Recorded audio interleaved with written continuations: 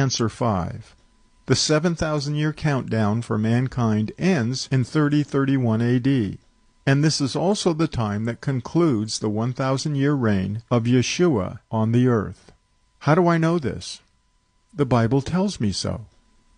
If the 7,000-year countdown ends in the year 3031, then we now have a very important milestone by which we can authoritatively answer a couple more questions. So question number 6, when is the second coming of Christ?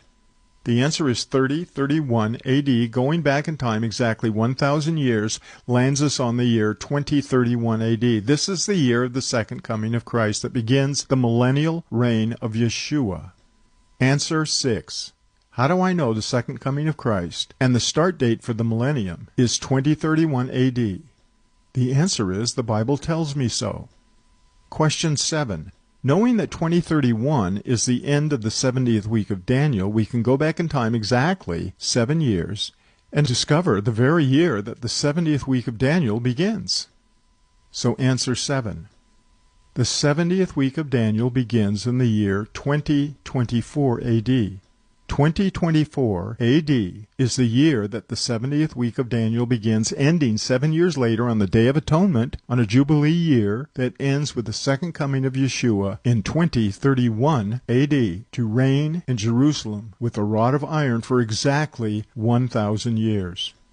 And so the time of Jacob's trouble ends in 2031 AD.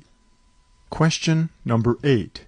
When does the 6,000 years God appointed for man to work come to an end?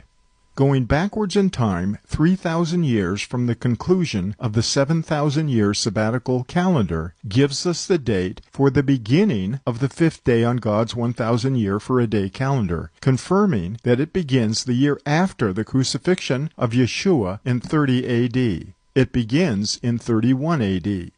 To be clear, the 5th day begins in 31 AD and ends in 1031 AD, and the 6th day begins in 1031 AD and ends in 2031 AD on the Roman calendar. And finally, the 7th day begins in 2031, and on the Roman calendar it ends in 3031 AD. So the answer to question 8, the 6th day that the Lord prophesied would be the 6,000th and final year for man to work, begins in 1031 AD and ends in 2031 AD on the Roman calendar. Question number 9. And when did the prophetic 7,000-year sabbatical calendar begin?